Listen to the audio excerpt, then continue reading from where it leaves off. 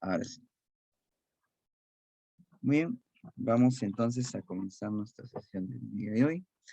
Tengan ustedes muy buenos días. Les saluda el profesor Julio Enríquez. El día de hoy vamos a desarrollar nuestra sesión número 6 del ciclo Repasito San Marcos. Vamos a darle la más cordial bienvenida. Vamos a trabajar lo que es el primer civilismo, ¿ya? Que es un periodo previo a la Guerra del Pacífico.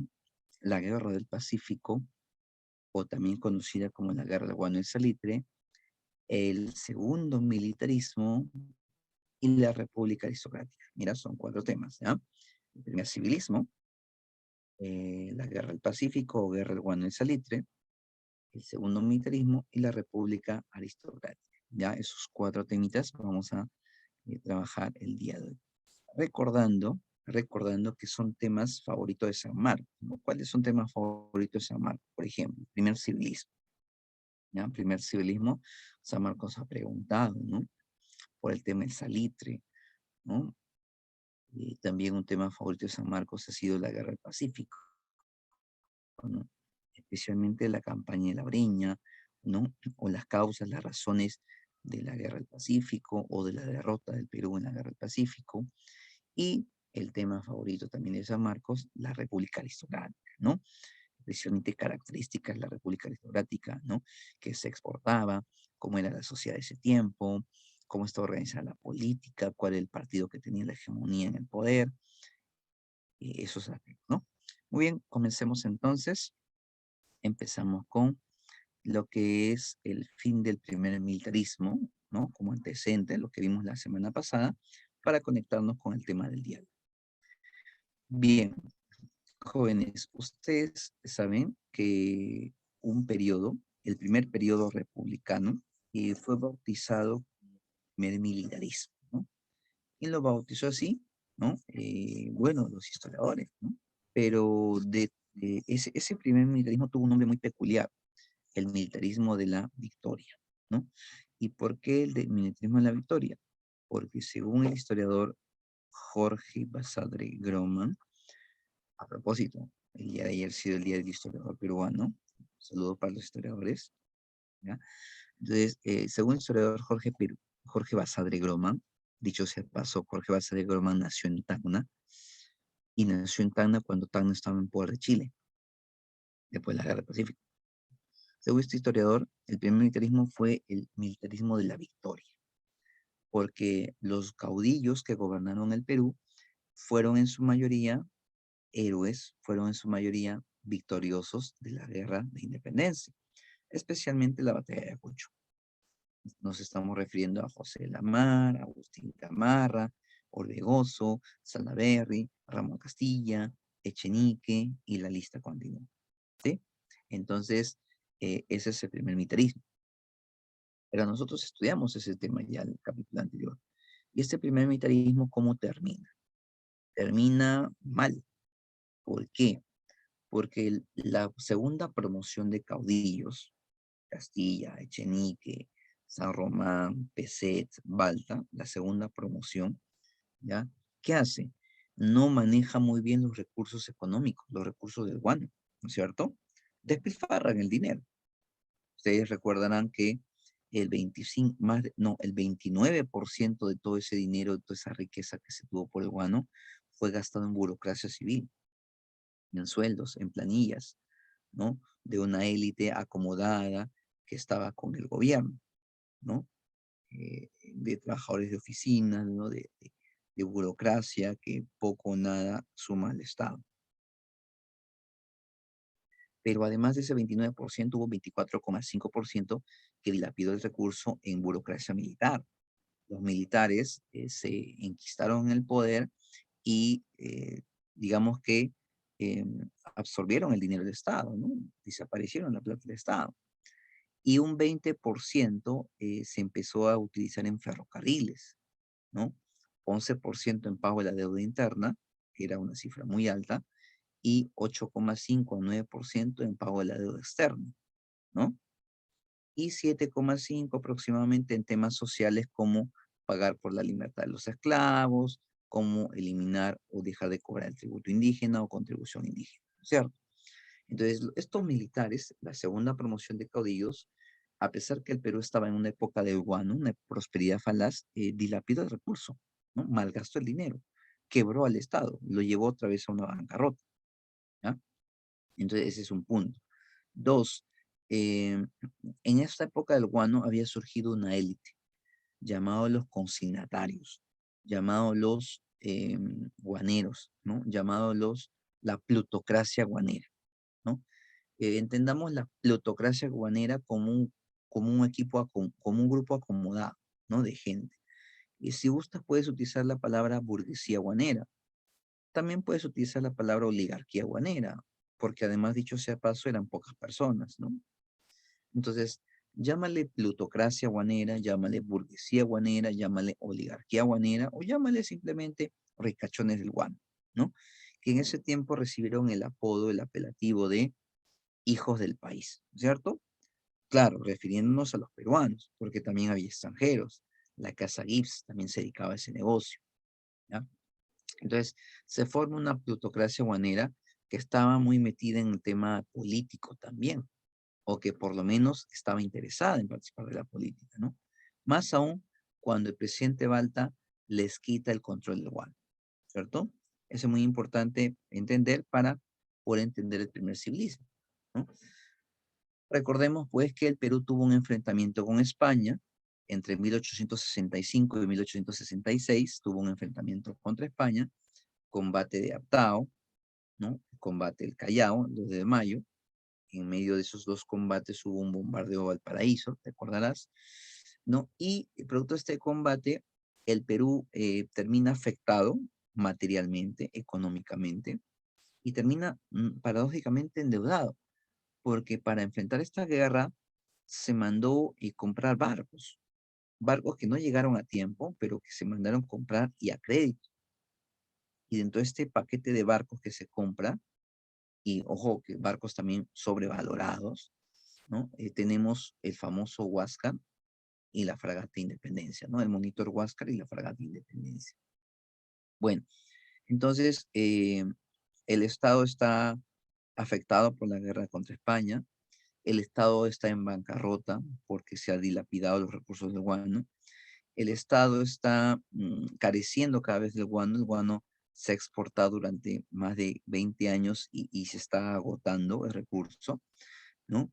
Y la élite militar o la casta militar está desgastada políticamente, ¿no? Y eso se refleja en el gobierno de Balta, ¿no? Balta tiene muchos problemas políticos, económicos, ¿no?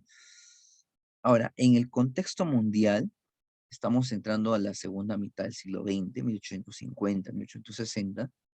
Ustedes recordarán que la revolución industrial da un salto, ¿no? Entra a la fase 2, a la segunda fase. Y la industria está empezando a desarrollarse en Japón, la era Meiji, en Alemania después de la unificación, en Estados Unidos después de la guerra de secesión, ¿no? Comienza a desarrollarse, ¿no? En Francia en la era napoleónica, e Inglaterra continúa desarrollando su revolución industrial, ¿cierto? Pero ya estamos entrando a la segunda fase de la revolución industrial, ¿no? El imperialismo está en su época de apogeo, el imperio británico, el imperio francés están dominando el mundo, ¿no? En la era victoriana y en la era de Napoleón III respectivamente. Ahora, ¿qué pasó con el gobierno de José Balta? José Balta fue elegido presidente en el año 68, ¿no? Para gobernar por un periodo de 4 años. Recordemos que estaba vigente la Constitución de 1860, una constitución moderada, una constitución que le impusieron a Castilla, ¿no? Para frenar su corte liberal. Bueno, Balta anteriormente había dado un golpe de Estado contra Pezet por el Tratado de Blanco Pareja, ¿no? Bueno, Balta es el último presidente del primer militarismo, o el último presidente de la época del guano, de la papel falaz, y durante su gobierno tiene que enfrentar pues la bancarrota económica del Estado. Y lo hace de una manera buscando renegociar el tema del guano, ¿no? Hasta antes de Balta, unos años antes de Balta, ¿Quiénes vendían el guano? Los consignatarios nacionales o peruanos, los hijos del país. Ellos, liderados por Manuel Pardo y Lavalle, presidente de la Sociedad de Consignatarios, llevaba el guano a Europa y por vender el guano ganaban su comisión y se enriquecían. Ahora, el Estado peruano no va a dejar que estos consignatarios lleven el guano y ganen su comisión. El Estado peruano solo va a controlar el negocio del guano. Eso se llama monopolio. Uno vende, un solo vendedor. Para eso, Balta va a enviar a Nicolás de Piérola, su ministro de Economía, a París a firmar el contrato Dreyfus. Piérola va a ir a París, negocia el contrato Dreyfus con un francés, con un capitalista llamado Auguste Dreyfus, y se acuerda de que el Perú va a vender el guano, solo el Perú va a vender el guano, y solo al Perú le van a dar plata, ¿no? Ya no va a haber intermediarios, ¿no? Pero en este caso, la plata que va a dar Dreyfus se va a utilizar para pagar la deuda externa, ¿no? Dreyfus va a asumir el pago de nuestra deuda externa, ¿no? O sea, nosotros le damos guano y él paga nuestra deuda externa, ¿no? Ese va a ser el trato. Como tú puedes notar ahí, se está dejando de lado, se está ignorando, se está choteando, se está eh, golpeando, ¿no? Económicamente a los consignatarios, porque ellos pierden el negocio del guano, ¿no? Por eso es que los consignatarios van a querer, pues, enfrentarse a Val, ¿no? Claro, ese contrato se había firmado de forma secreta en París, pero de todas maneras ese contrato se tiene que traer a Lima para que el Congreso lo apruebe. Y el Congreso no quería aprobar el contrato. Por alguna razón, algunos dicen que por lobby, el Congreso no quería aprobar el contrato. ¿Por qué? ¿Por qué por lobby? Porque muchos de los congresistas que estaban metidos en la política eran socios de los consignatarios, eran aliados de los consignatarios. Entonces no les convenía aprobar el contrato de ellos. Iba a haber una inestabilidad política, ¿no? Tú como Estado, tú como presidente, Balta, quieres imponer un contrato que le va a generar ingresos económicos al Estado, pero estás golpeando a un sector económico pudiente como la oligarquía guanera, entonces esta oligarquía se te va a venir encima, ¿cierto?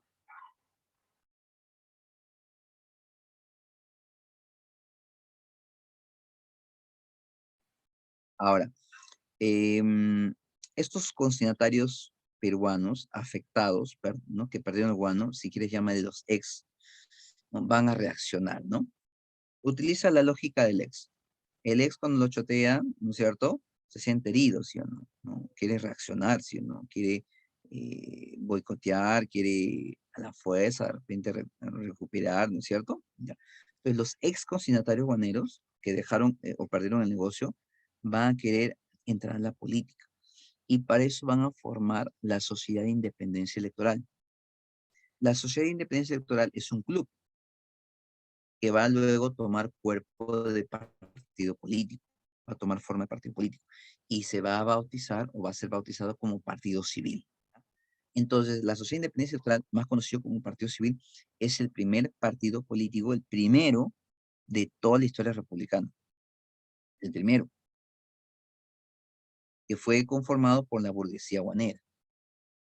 Ahora, en la historia del partido civil han habido en sus primeros momentos personajes ilustres, que de repente no los recordamos, pero uno de ellos, por ejemplo, es Manuel Pardo y Lavalle, el consignatario guanero, que también fue presidente. Pero también se menciona, por ejemplo, a Mariano Ignacio Prado, que se va a meter al partido como invitado. Y también se menciona a Miguel Grau Seminario. Miguel Grau formó parte del Partido Civil, inclusive fue elegido diputado por Paita. Diputado es como decirte, pues, congresista. Entonces, el Partido Civil va a ser un partido, pero no te olvides, pues, es de un grupo, de una élite. Es un partido pequeño, es un partido pequeño, pero de una élite, un partido de una oligarquía, de un grupo económicamente pudiente, ¿ya? No es un partido, pues, no, de las masas o de la clase media, no, es un partido de élite, ¿ya? Entonces, se crea la Sociedad de Independencia Electoral, más conocido como Partido Civil, y este Partido Civil, pues, quiere entrar a la política, ¿no? Y va a promover una candidatura, la candidatura de Manuel Pardo y Lavalle. ¿no? El presidente de los consignatarios ahora es candidato a la presidencia de la República. Bueno, a pesar de la situación económica, Balta construyó obras, ¿no es cierto? El Hospital 2 de Mayo, se inició la construcción del Puente Balta, construyó el Palacio de la Exposición, lo que vimos en el capítulo anterior. Bueno, se produce la sección del año 72, 1872, y en pleno proceso electoral, los hermanos Gutiérrez intentan un levantamiento contra Balta y matan al presidente, ¿no? Un golpe de Estado, golpe militar. Probablemente con la intención de evitar que el civilismo suba, ¿no? Porque sabían que el civilismo, si entraba al poder, iba a chocar con los grupos militares que se habían enquistado, les iba a empezar a quitar algunos privilegios, ¿no? Y efectivamente, cuando Manuel Pardo y Lavalle entra al gobierno, después del asesinato de Balta, después de la rebelión de los hermanos Gutiérrez, después de todo ese incidente, Manuel Pardo y Lavalle entra con una política de austeridad. ¿Qué significa austeridad? Gastar poquísimo, gastar en lo necesario. Y si es gastar en lo necesario, significa que vas a tener que reducir gastos, ¿no? Superfluos. ¿Y cuáles eran los gastos superfluos? Burocracia civil, burocracia militar, excesiva burocracia civil, excesiva burocracia militar, que se había desaparecido la plata del guano. Entonces, ¿qué hace? Empiezan a despedir burocracia civil y militar, ¿no? Sobre todo militar. Reducen el gasto de armamento, reducen ¿no? el presupuesto militar. Entonces, todo eso choca o afecta a los intereses de los militares. Ahora, se dice que el Perú estaba tan mal económicamente que no había para comprar armamentos, ¿no? Entonces, algo que se le va a responsabilizar al civilismo es que no gestionó un préstamo o una adquisición oportuna para poder remodelar o actualizar o reforzar la escuadra naval, ¿no? Dicen, Pardo no hizo nada, ¿no?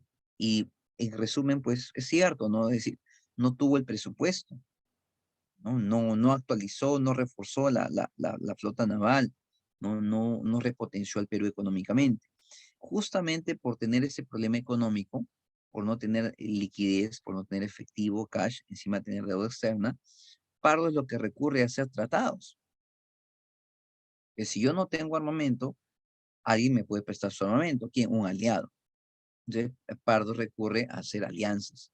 Y la idea era formar lo que algunos llamaron la hipótesis vecinal 3. ¿Qué sería la hipótesis vecinal 3?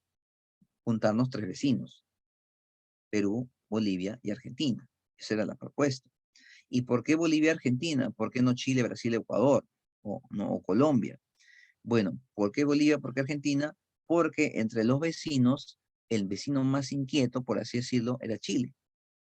Si Chile es el vecino más inquieto, entonces me conviene aliarme con los vecinos cercanos a Chile. En este caso, Argentina y Bolivia. Pero Argentina tenía problemas limítrofes. Argentina ya tenía escaramuzas, tenía, ¿no? diferencias fuertes con Chile, ¿no? Y entonces, a los argentinos vieron por conveniente no formar alianza, ¿no? Si formaban una alianza era como provocar a Chile, ¿no? Como seguir alimentando la tensión política. Además, Chile empezó a hacer negociaciones con Brasil para una eventual o posible alianza, y eso parece que asustó un poco a Argentina. Entonces, Argentina se retira de los intentos de negociación, y entonces Perú insiste en la alianza con Bolivia. ¿Por qué con Bolivia? Es preferible tener a Bolivia como amigo que como enemigo, ¿cierto? Entonces empiezan a hacerse como, ¿no? las negociaciones con Bolivia, en lo que conoceremos que se llamará o será bautizado como el Tratado de Mutua Defensa o famoso Tratado de Carácter Secreto, ¿no?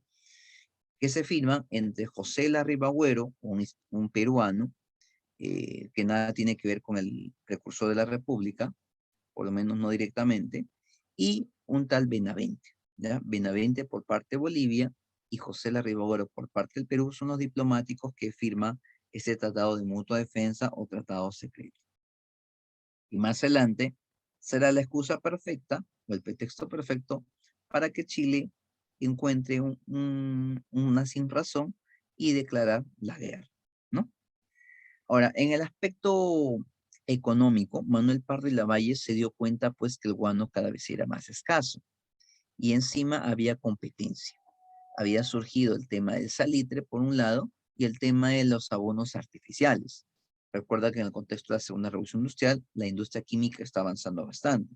Entonces se puede fabricar insumos químicos que pueden servir como fertilizante en la tierra. El guano se está acabando. Como el guano se está acabando, el gobierno de Pardo, el Partido Civil, opta por la decisión de buscar una alternativa.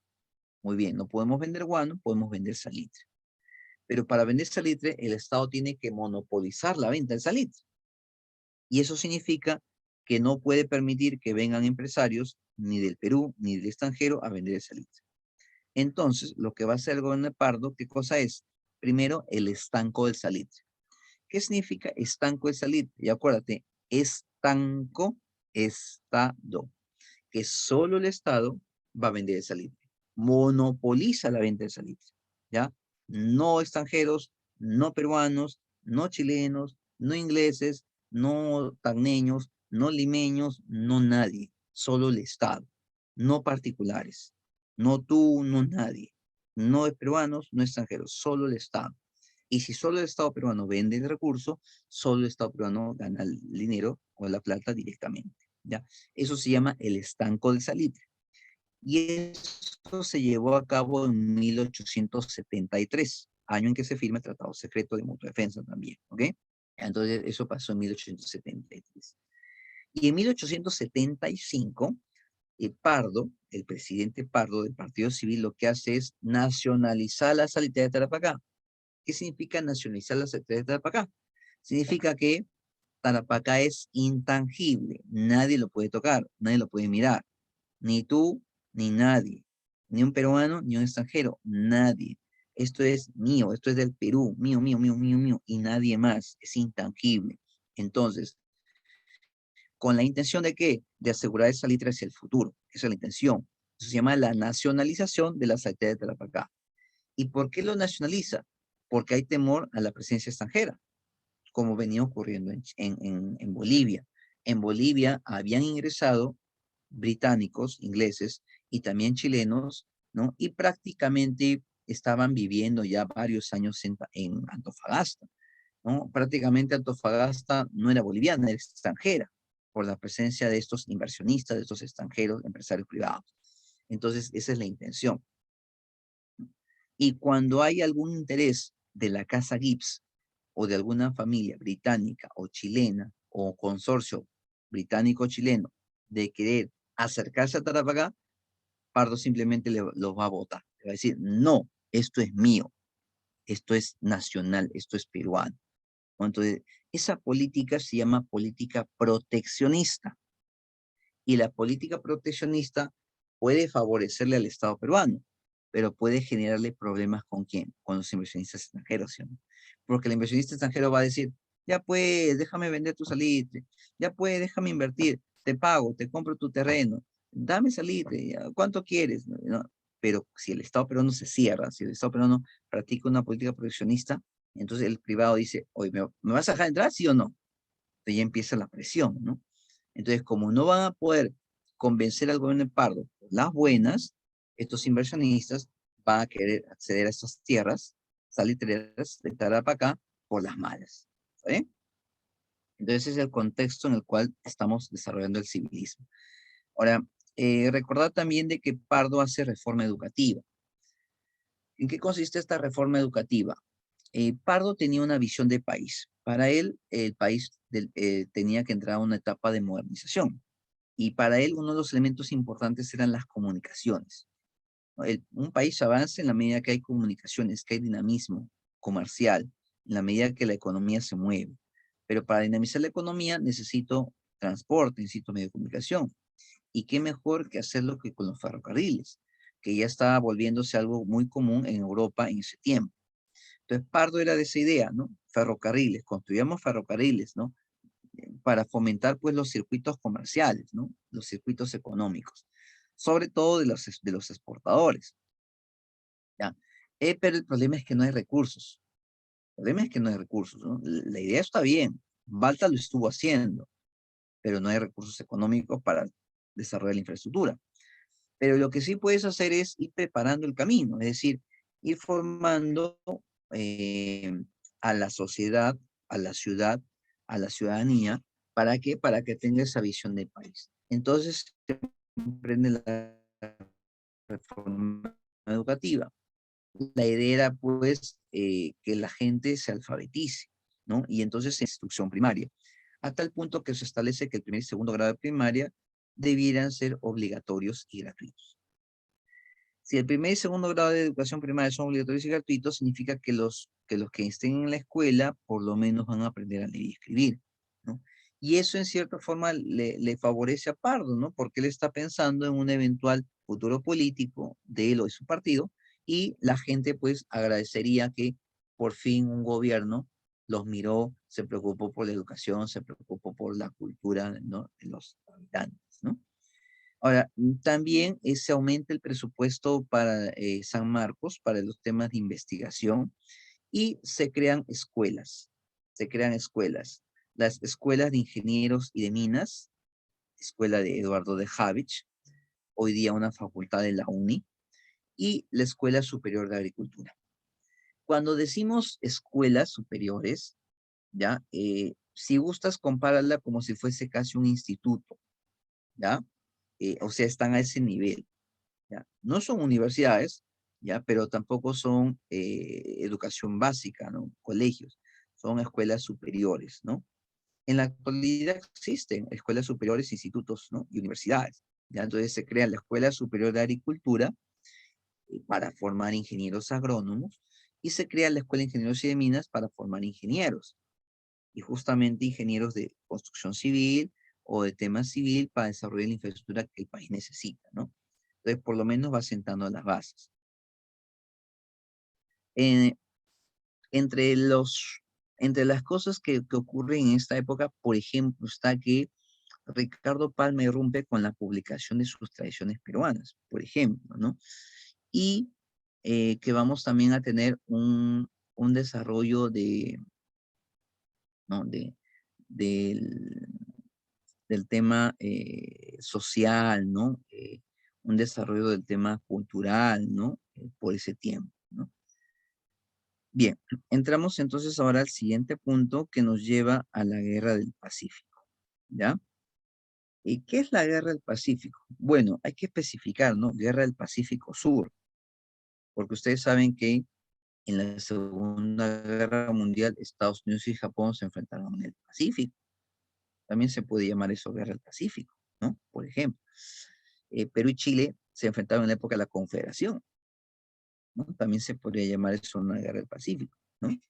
Pero ¿por qué se prioriza el nombre del Pacífico? Por los conflictos marinos o marítimos, ¿no? En el Pacífico Sur. El Huáscar, la fragata Independencia son embarcaciones que entran en conflicto, ¿sí? En este momento, ¿no? Son protagonistas, digamos, ¿no? Ahora, ¿cuáles son las causas de esta guerra? Hay varias causas. Primero hablemos de los protagonistas. Está Bolivia, por un lado, que tenía salitre en Antofagasta. Está Perú, por un lado, que tenía salitre en Tarapacá. Está Chile, que tenía una ambición geopolítica y geoeconómica. Y está Gran Bretaña, que es el protagonista tras las sombras, ¿ya? Entonces están esos protagonistas. Inclusive podemos considerar a Estados Unidos como protagonista, porque va a querer interferir en el conflicto y va a querer apaciguar los ánimos. Es más, diplomáticamente va a querer que el conflicto termine. Eso en la misión Lackawanna, pero esa misión Lackawanna va a fracasar, ¿ya? Entonces, hay protagonistas variados, ¿no? Pero ¿por qué se da la guerra? Hay varios motivos. Uno, el expansionismo chileno, ¿no? La llamada doctrina Portales. Como ustedes recordarán, Diego Portales fue un ministro chileno de décadas, de la época de la Confederación Peruano-Boliviana, 4 décadas antes, más o menos, 3 décadas antes. Y este ministro chileno, Diego Portales, había planteado pues una especie de teoría, ¿no? Que Chile no tiene futuro, algo trágico, ¿no? Y Chile no tiene futuro siempre y cuando Perú y Bolivia existan, o siempre y cuando Perú y Bolivia estén juntos o mancomunados. Si Perú y Bolivia están juntos o mancomunados, Chile no tiene futuro, no tiene destino. Salvo que si Chile quiere cambiar ese destino, tiene que romper ese vínculo entre Perú y Bolivia. y tiene que romper ese vínculo y Chile tiene que ambicionar en crecer, y especialmente hacia el norte. Ahora, ¿por qué hacia el norte? Resulta más difícil crecer hacia el este, donde está la cordillera de los Andes, y donde tienes a Argentina, que, ¿no?, es tu vecino por toda la frontera. Te resulta más difícil crecer en el sur, donde en ese tiempo se pensaba que en la Antártida no había nada, ¿no?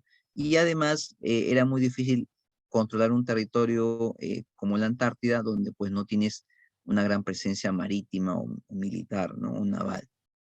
Además, se veía que Bolivia y Perú tenían algo que se le podía quitar, los recursos salitreros, ¿no?, que son recursos económicos muy importantes.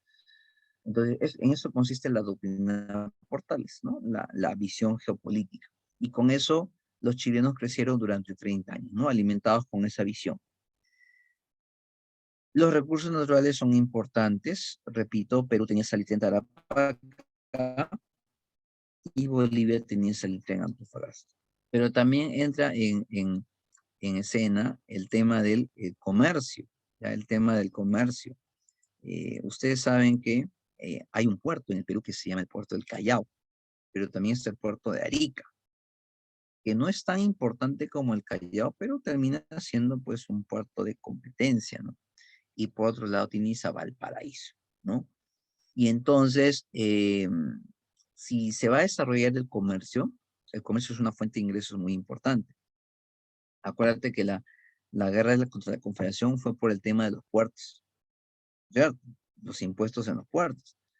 Entonces, o Valparaíso o Callao, o Valparaíso o Arica y Callao, ¿no? Entonces, Chile busca que Valparaíso se convierta en la puerta de ingreso al capital británico, pero para eso tienes que eliminar a tu competencia, pues, ¿no? Entonces, la rivalidad Callao-Valparaíso, que no era reciente, ya venía de la época virreinal, por lo menos de los últimos momentos del virreinato, entonces se empezó a agudizar, ¿no?, la tensión, ¿no?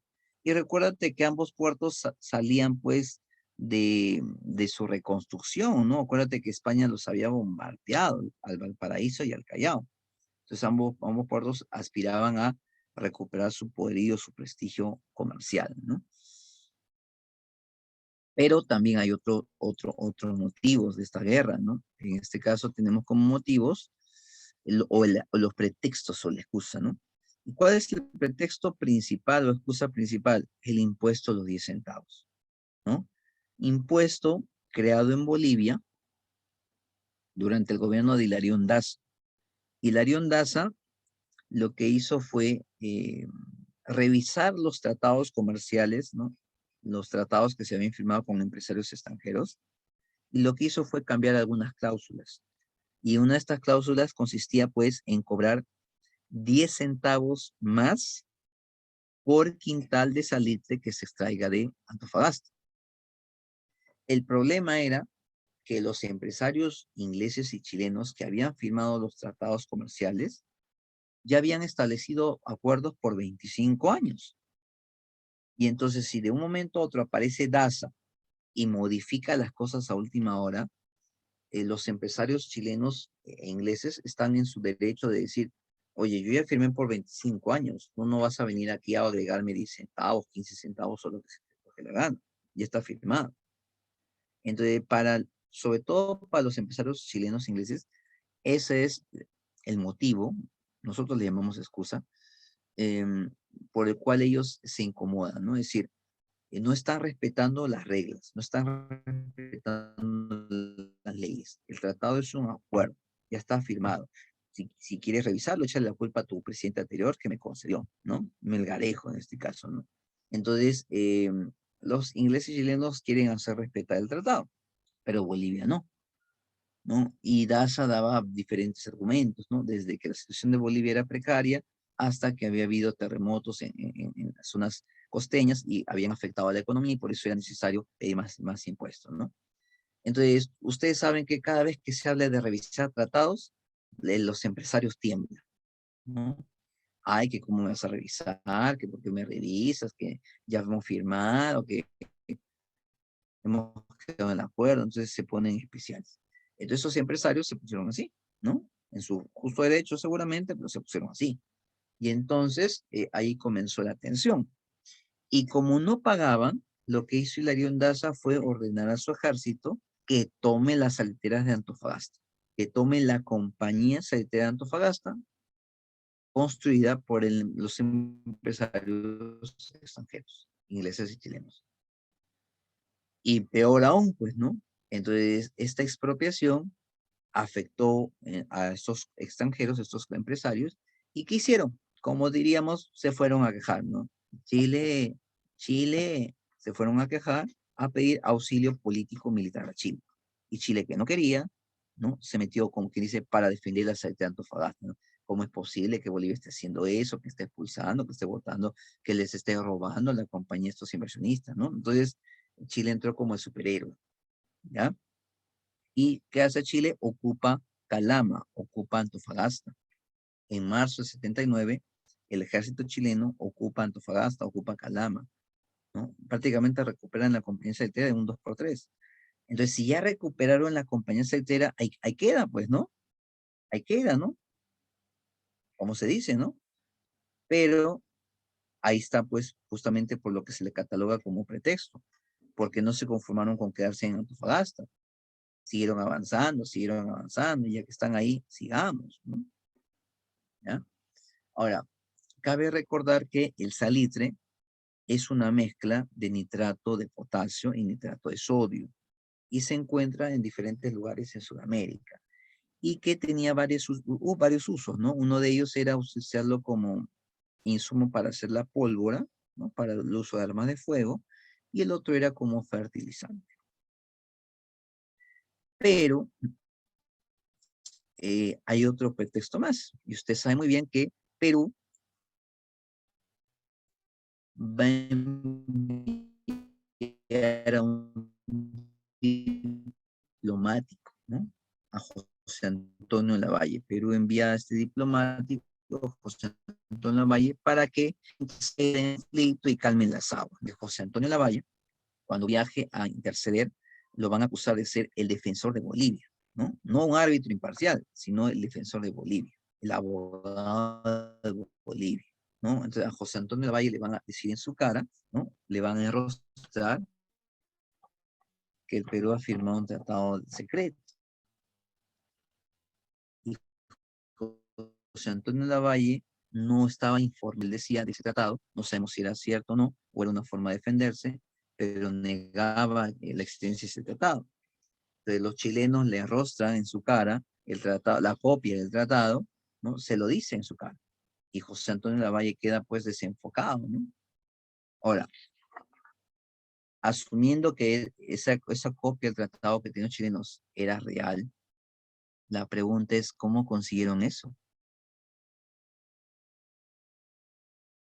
Rápidamente, si somos suspicaces, Chile tiene infiltrados en el gobierno peruano que sueltan información, entre comillas, traidores, ¿cierto? Bueno, entonces, José Antonio Lavalle, cuando regresa al Perú en su misión fracasada, nos viene a informar que Chile quiere la guerra, que Chile le ha declarado la guerra al Perú, ¿no? Y que habría que enfrentar este conflicto, esta situación, ¿no? Bueno, aquí tenemos algunos de los armamentos que se van a utilizar en este conflicto. Eh, en el caso de los torpedos, se utilizaron en el Callao, en la costa peruana, para poder ocasionar daño a las embarcaciones chilenas. Recordemos que los chilenos pierden dos embarcaciones en nuestro océano, en nuestro mar. Uno, que es la embarcación Loa, y la otra que es la Covadonga. La Loa la pierden en Callao y la Covadonga la pierden frente a Chancay. ¿Cómo pierden estas embarcaciones? Ingenieros peruanos habían puesto embarcaciones, lanchas, chalanas en el mar con explosivos, ¿no? Y estos explosivos detonaron cuando los chilenos incursionaron en estas embarcaciones, ¿no? Entonces, la Loa en Callao y la Covadonga en Chancay, al norte de Lima, fueron dos embarcaciones que Chile perdió en este conflicto de manera muy, llamémosle, muy inocente, ¿no? Ahora, como ustedes están viendo en el mapa, Tarapacá abarca desde donde dice Arica, ya, hasta donde dice, pues, Lagunas. Y todas esas manchitas blancas son zonas aleteras, ¿no? Ahora, no olvidar la secuencia. Chile ataca primero Tarapacá, luego Arica y luego Tacna. Tarapacá, Arica y Tacna. En ese orden va Chile, ¿ya? Tarapacá, ¿por qué primero? Pues Salitre. Arica, ¿por qué primero? Porque era el puerto el puerto y ahí estaba también la línea ferroviaria que servía de nexo para Tacna y para las provincias cercanas. Es decir, Chile ataca Arica porque sabe que es una zona que recibe los refuerzos, que recibe eh, los alimentos, que recibe los pertrechos militares. Entonces, por eso para Chile era muy importante capturar Arica. Si recordamos, en la campaña de Tarapacá hay varios enfrentamientos. San Francisco, Pisagua. No, primero Pisagua, San Francisco, Dolores y Tarapacá. Pisagua, San Francisco, Dolores y Tarapacá. 4 enfrentamientos o 4 batallas. Pisagua, San Francisco, Dolores y Tarapacá. Y de esas 4, el batallón Cepillo gana la última batalla de esa zona, que es la batalla de Tarapacá, victoria peruana. Pero, a pesar de que es una victoria peruana pequeña, Chile ha copado Tarapacá y por lo tanto se adueña el Salitre. Ahora, Chile avanza sobre Arica, pero cuando Chile avanza sobre Arica, ya hubo varios cambios políticos. Primero, María Ignacio Prado, que era nuestro presidente, sale del país con un permiso al extranjero. Ahora, muchos cuestionan el permiso. ¿Por qué? Porque ese permiso lo había dado el Congreso en mayo y Tarapacá fue en noviembre. El presidente usa el permiso en diciembre.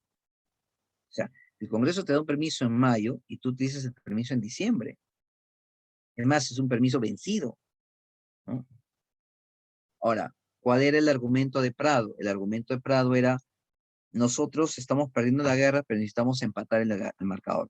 Y para empatar el marcador se tiene que comprar barcos. Con 2 o 3 barcos suficientes. Ese era el pensamiento de Prado. Entonces, ¿qué decía Prado? Yo voy a ir a comprar el armamento. Entonces, Prado sale del país. Opiniones divididas en el Congreso, opiniones divididas en el gabinete, pero Prado sale del país. Su ausencia deja a Luis Lapuerta. A Luis Lapuerta, Piero le da golpe de Estado. Piero le asume la dirección del país. Entre tanto, Prado viaja. Cuando empieza la campaña a Arica, primero a Tacna, recapitulando, primero los chilenos van a Tacna y después a Arica, en ese orden, I'm sorry. Ya, cuando Chile avanza sobre Tacna, se da con la sorpresa de que las tropas peruanas están recibiendo la ayuda boliviana. En Tacna el ejército boliviano llega a cooperar, llega a hacer cumplir la alianza defensiva, ¿no? Eh, fuera de cosa, el ejército boliviano debió haber participado en Tarapacá. Ahí se le necesitaba, con suma urgencia, pero no llegó. A Tarapacá no llegó. Llegó a Tacna. En la campaña de Tacna hubo 2 enfrentamientos, Los Ángeles y el Alto de la Alianza. Ambas son derrotas peruano-bolivianas. Pero ¿por qué se menciona mucho la batalla del Alto de la Alianza que se da en la meseta de Intiorco? Porque Bolivia hasta allí participa en la guerra. ¿Ya? O sea, en esas 2 batallas, el Alto de la Alianza, ¿no? Primero Los Ángeles y luego el Alto de la Alianza, o llamado batalla de Intiorco, hasta ahí participa Bolivia en la guerra. Luego se retira, con lo poco que sobrevive de su ejército también. Entonces se pierde la campaña TAN. Y de ahí Chile baja a Arica. Y recordarán ustedes que en Arica, un militar retirado, o que volvía de retiro, el coronel Bolognesi, va a Arica, Alfonso Ugarte está presente en Arica, inclusive el presidente argentino Roque Sáenz Peña. Están peleando en Arica. ¿no? Y la expedición chilena le pide, en este caso Baquedano y su gente, le piden a Bolognesi que evite el derramamiento de sangre y que se rinda, ¿no? Y ahí responde Bolognesi. ¿Qué responde Bolognesi? Tengo deberes sagrados que cumplir y los cumpliré hasta ingresar a San Marcos, ¿cierto? Esa creo que fue la respuesta. Algo por ahí, ¿no? Ya. Entonces, sí, sí, muy bien. Ok, perfecto. Entonces, Arica se pierde. Bueno, luego viene toda una discusión, una polémica sobre si ahí muere Alfonso Ugarte o no muere ahí, si muere en otro lugar, ¿no? Bueno, después de Arica, estamos hablando ya junio del 80, 7 de junio, de ahí el nombre del Día de la Bandera, 7 de junio del 80, Chile bloquea el Callao. Mira, de haber estado en Tarapacá, allá por ahí, ¿no? De frente se va a bloquear el Callao, ¿no? Y ahí pues paraliza nuestro comercio. Ahora, no olvidar, no olvidar que antes que Chile empiece a invadir Tarapacá, lo primero que hizo Chile fue atacar por mar, ¿cierto? Combate Iquique, combate Angamos. Y el combate de Iquique, de mayo del 79, y el combate Angamos, de octubre del 79, son especialmente perjudiciales para el Perú. ¿Por qué? Porque en esos combates Perú pierde su defensa naval. En Iquique pierde el mejor barco, la fragata Independencia, por mala pericia. La Independencia se atascó. O sea, ¿cómo manejando un barco lo vas a atascar en el mar? ¿No? Es como que te diga, estás manejando un taxi, un carro, y te quedas atascado en una pista o en una subida, no sé. Entonces, por mala pericia o mala preparación, por mala lectura de mapas, por falta de conocimientos cartográficos, de latitud, lectura de mapas, de ubicación, de lo que fuese, pero por, ya, digamos que la marea no le dejó ver bien, etcétera, pero por mala pericia de los que dirigían la embarcación, la Independencia, que era el mejor barco que teníamos, se atasca en Punta Gruesa y no tiene capacidad de salir. Y como queda atascada, es vulnerable, ¿no? No puede reaccionar. Y entonces aprovecha la nave enemiga para bombardearla y mandarla al fondo del mar. Y en el caso de Angamos, el monitor Huáscar, junto con la corbeta Unión, habían defendido las playas peruano-bolivianas durante buen tiempo, durante casi 5 meses, habían estado ida y vuelta limpiando, patrullando el mar, pero fueron emboscados, la Unión y el Huáscar. Y Grau quiso pues que el Huáscar se sacrifique. El Huáscar fue rodeado, emboscado por 6 barcos enemigos y fue fácilmente capturado, ¿no? Entonces, bueno, toda esa situación. Regresamos al año 80, donde el presidente es Pierola, donde los chilenos están bloqueando el Callao y donde los chilenos no encuentran a Pierola. Los chilenos quieren encontrar a Pierola para que Pierola se rinda, pero no lo encuentran por ningún lado. Justamente estamos hablando de mediados del 80, ¿no? En octubre llega la embarcación La Caguana, octubre del 80. Esta embarcación La Caguana intenta interceder, enviada por Estados Unidos, el gobierno de Garfield, intenta interceder en Arica un cese al fuego, unas negociaciones de paz. Pero entre los actores del conflicto no hay un acuerdo. Ya no se acuerda una entrega de territorio, no se acuerda nada de eso. Por lo tanto, el conflicto sigue y la misión Lacaguana, que vino de Estados Unidos, se retira. Estados Unidos fracasa en su intento diplomático de interferir en la guerra. Si avanzamos hasta fines del año 80, los chilenos siguen buscando a Pierola, pero no lo encuentran por ningún lado, ¿no? Y ya empieza lo que es la campaña Lynch.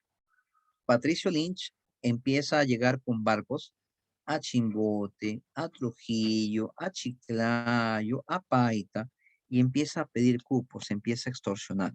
¿A quiénes? a los hacendados norteños, ¿no? A los azucareros, a los que tenían sus haciendas, a los que tenían vías ferroviarias, ¿no? Propiedades, empieza a extorsionar.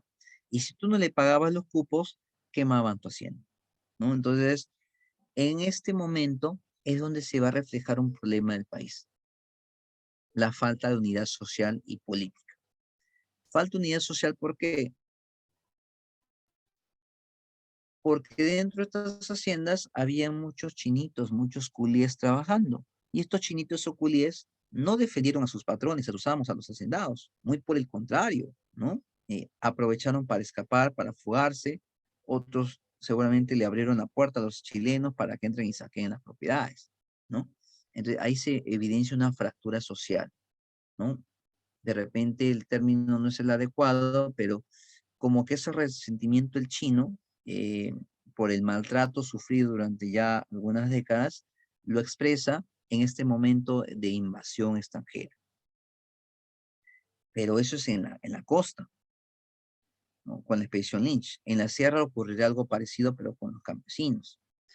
¿Ya? Ahora, la expedición Lynch está saqueando, saqueando, saqueando, y mientras tanto un ejército chileno está llegando a Arequipa, está llegando a Pisco, está llegando a Cañete, está llegando a Lurín, ¿no? Está avanzando y se está acercando a Lima. Y empezando el año 81, los chilenos van a entrar a Lima, ¿no? Con Baquedano, General Baquedano, Manuel Baquedano, van a entrar a Lima y se van a producir dos campañas, la campaña o batalla de San Juan y la batalla de Miraflores. Lamentablemente, ambas derrotas. Y derrotas por varios motivos. Además, ¿no? Primero por la improvisación, ¿no? Porque se envía a estos conflictos, a estas batallas, a muchos jóvenes. Algunos eran menores que tú, escolares, van a este conflicto. Obviamente sin preparación militar. Ejemplo, el niño héroe Manuel Bonilla, ¿no? Entonces, uno, van personas sin experiencia. Dos, no hay coordinación, no hay planificación, no hay liderazgo, no hay visión política, porque al ejército chileno se le pudo haber atacado en diciembre, pero se esperó que ellos ataquen primero y ellos atacan recién en la quincena de enero, cuando ya se sienten preparados, ¿no? Eh, eh, segundo, eh, los batallones que se armaron para defender, no se les acercó para que hagan una fuerte contención. ¿No? Entonces, varios problemas, ¿no? De ese tipo. Después de la batalla de San Juan, los chilenos incendian Chorrillos, roban, asaltan, cometen excesos. Y después de la batalla de Miraflores, los chilenos entran a Lima, ¿no? Entran a Lima, no encuentran a por ningún lado y encuentran a un presidente provisional que se había elegido en reemplazo de Piérola, del no habido Piérola, que es Francisco García Calderón. A él los chilenos lo secuestran, como no se rinde, como no entrega territorio, se lo llevan prisionero a Chile, ¿ya? También empiezan a pedir cupos, empiezan a pedir dinero a los propietarios en Lima, a los grandes propietarios, ¿no? Y es aquí donde ocurre el incidente, ¿no? Del tal Petit Tours, que habla con Baquedano, habla con los generales chilenos y le dice, no, no vayan a tocar a los extranjeros, porque si ustedes le hacen daño a los extranjeros, yo soy capaz de eh, activar mi flota de guerra y intervenir en el conflicto y eso no les va a gustar, ¿no? Entonces, Petit Tours amenaza a los generales chilenos se calman un poco, ¿no? Es cierto que incendian Chorrillos, es cierto que incendian la Biblioteca Nacional, es cierto que saquean establecimientos de San Marcos, ¿no? Dicen que la casona de San Marcos fue utilizada como un establo, ¿no? Pero en Lima tratan de comportarse, digamos, de forma moderada, ¿no? No tratan de no cometer excesos, por lo menos en la capital. Ya, ahora, ante la ausencia del presidente provisional García Calderón, a cuyo breve gobierno se le llamó el gobierno de la Magdalena, se nombra provisionalmente un gobernante en Arequipa, que es en el Perú, cuando los chilenos empiecen a avanzar hacia la sierra. Y aquí se va a evidenciar otra vez la falta de unidad social y política. ¿Por qué falta unidad política? Porque en la sierra cada caudillo peleó a su manera, según su presupuesto, según sus recursos, según su gusto. Por el norte, Iglesias resistía en Cajamarca, en la Sierra Norte. Por el centro, Cáceres hacía lo mismo. Y por el sur, otros tantos hacían lo mismo. Entonces, cada quien por su lado. No trabajaban como equipo. Uno. Dos, mientras por el norte Iglesias eh, está respaldado por los hacendados que tienen plata y que son capaces de darle más plata con tal de que venza a los chilenos, en la parte central, quienes respaldan a Cáceres no son hacendados, son campesinos, ¿no? Del Mantaro, muchos de ellos campesinos de Cáceres. Y los campesinos de Cáceres no tienen plata, lo que sí tienen es valor, valentía, ¿no? Cáceres, yo peleo por ti, si tú me dices que pelee, peleo, ¿no? Pero no tienen dinero. Entonces, vemos diferentes actitudes, ¿no? Pero también hay campesinos que estaban hasta acá del maltrato de los hacendados en la sierra, del maltrato de los gamunales. Entonces, y el campesino es decidido. Si el chileno viene y me fastidia, lo ataco, ¿ya? Le tiro una ola, una onda, una goleadora, lo ataco. Pero si viene el hacendado, también. Además, el hacendado ya me tiene tiempo fastidiando. El chileno de repente va a venir un día y se va a ir, pero el hacendado me tiene años despojándome de mis tierras, acosándome, pidiéndome plata, extorsionándome, ¿no? Desviando las acequias, o sea, la contradicción entre campesinado y terratenientes, campesinado y gamonales, campesinado y hacendados en los Andes, era muy tensa, ¿ya? Entonces, esa situación se va a dar. Por eso se dice que la guerra se pierde por falta de unidad, ¿no? Pero completaríamos, ¿no? Yo creo que debería completarse si falta unidad social y política, ¿no? Porque la élite estaba partida y se va a notar claramente porque termina la guerra, Piero la forma su partido, Cáceres forma su partido, o sea, seguimos partidos, ¿no? Y- y seguimos, cada quien forma su partido, o sea, esto no va a tener un proyecto, ¿no? O sea, Mahoma fue más inteligente, Mahoma formó una religión y con una religión unió todas las tribus árabes. Eh, el hecho que en un país o en una república existan demasiados partidos o que los partidos se creen como si fuesen, no sé, juguetes, dice mucho de una república, dice mucho de su ciudadanía, que no está preparada, ¿no? Que el sistema no está funcionando. Entonces se necesita eh, para muchos refundar la república. Y lo mínimo que una república necesita para poder funcionar bien es partidos políticos. Y partidos políticos con gente preparada, con gente seria, con gente que tenga propuestas, proyectos para el país, no para un grupo, no para un grupito, para el país, ¿no? Bueno, eh, Cáceres va a tener muchas victorias en Sangrar, en Canta, en Huarochirí, en Matucana, en la campaña en La Breña, Marcavalle, Pucará, Concepción, todo el Valle del Mantaro, Junín, ¿no? En la zona de Ayacucho. Cáceres va a tener un montón de victorias, ¿ya? Pero tiene una sola derrota, que es la batalla de Huamachuco, Sierra de la Libertad, donde se escapa para que no lo capturen y, bueno, a partir de ese momento su ejército cacerista ya no se va a poder volver a ensamblar nuevamente. Pero quien fue derrotado o quien se rindió primero fue Iglesias. Iglesias se rindió en Cajamarca, en su hacienda de Montán, y los chilenos lo capturaron y le dijeron, ya sabes que a partir de ahora tú vas a ser presidente. Iglesias es un presidente secuestrado. Iglesias es un presidente que declina y que acepta todo lo que los chilenos le dicen. En su defensa podemos decir que no le quedaba otra, ¿no? Pero Iglesias es un presidente puesto por los chilenos y reconocido solo en el norte. Los terratenientes del norte lo reconocían iglesias, los chilenos también lo reconocían iglesias, pero el centro y el sur no saben qué iglesia es el presidente y no lo aceptarían si lo supiesen, ¿no? Entonces tenemos un país polarizado, dividido, ¿no? Y ahí es donde surge la figura de Tomás Lainez.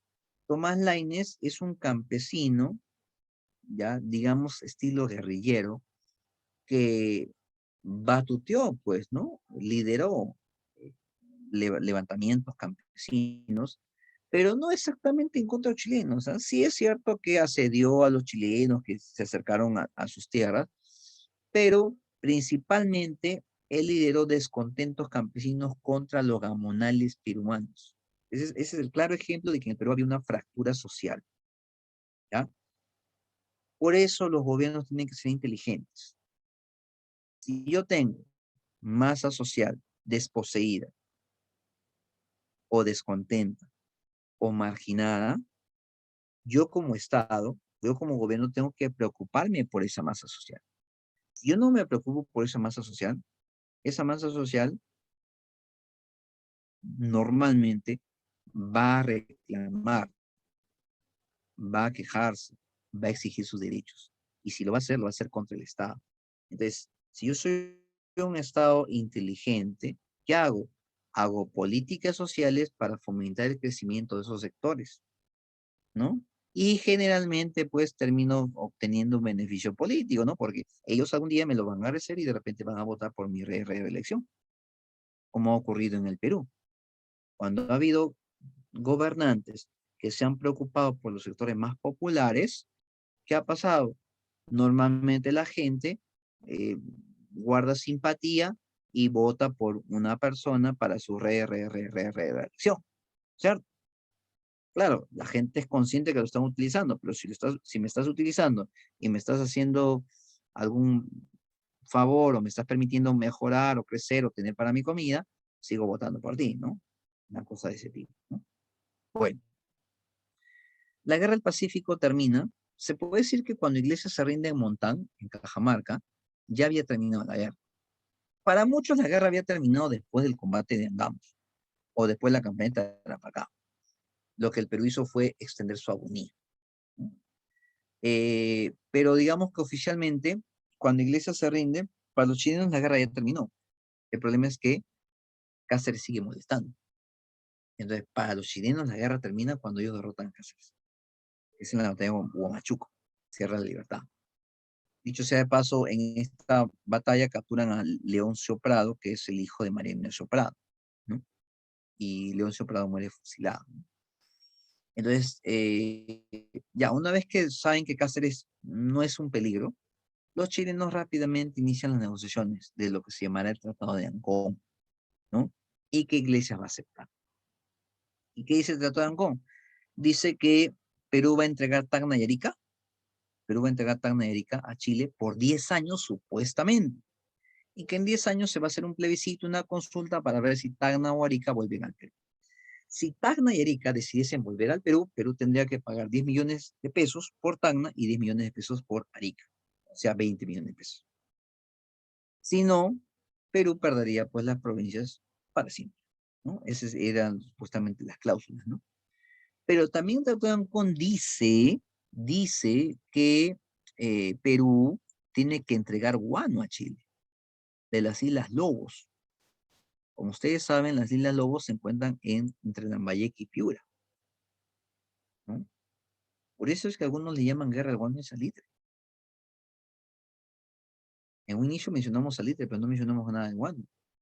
Pero si tú revisas el Tratado de Ancón dice que Chile quiere, o Chile durante un año va a extraer guano de las Islas Lobos. ¿Para qué? Entonces las guerras pueden ser por territorios, pero no son por territorios abandonados. Son por territorios que algún recurso pueden brindarte, ¿no? O alguna importancia geopolítica pueden tener, ¿no? Bueno, veamos algunas consecuencias de la guerra del Pacífico. Aquí está el tratado que te mencionaba, el Tratado de Ancón, que se firmó entre José Antonio Lavalle por parte del Perú, Mariano Castro Saldívar por parte del Perú, Jovino Noboa por parte de Chile, ¿ya? Iglesias no firma el tratado. Iglesias es el presidente que acepta el tratado. Iglesias no firma el tratado. Él acepta el tratado. Él manda a negociar el tratado, pero él no firma. Él acepta, ¿ya? Entonces ya tenemos ahí a los que firman el tratado. Se firma el 20 de octubre del 83 y bueno, se establece lo que hemos comentado hace un momento, ¿no? Perú entonces va a perder para siempre Tarapacá, una salitera, pero por 10 años va a perder Tacna y Arica supuestamente, ¿no? Solamente por 10 años, en teoría, ¿no? Ahora, en realidad, pues, el Perú nunca pudo recuperar Tacna, ¿no? Será en 1929 que recién logre recuperar Tacna, y logra recuperar Tacna producto de otro tratado que se negocia, ¿no? Eh, pero Arica ya no. Perú logró recuperar Tacna recién en 1929, con otro tratado, el Tratado de Lima, pero no logra recuperar Arica en este caso, ¿no? Algunas de las consecuencias de la guerra del Pacífico, ¿no? Inflación, devaluación monetaria, eh, obviamente pérdidas de vidas humanas, daño en infraestructuras, sobre todo los puertos, líneas ferroviarias, destrucción de haciendas por la expedición Lynch, pérdida de salitre, pérdida de guano, de islas, desprestigio de los militares. Esto es muy curioso, ¿no? ¿Por qué desprestigio de militares?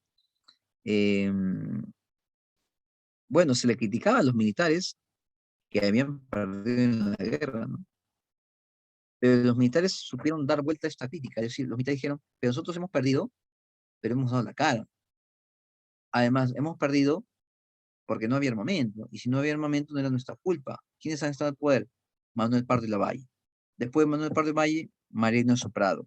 Y ambos eran del Partido Civil, ambos eran gobernantes del Partido Civil. El Partido Civil es el que no ha comprado armamento, el que no invirtió. Entonces, los militares, ¿qué hacen?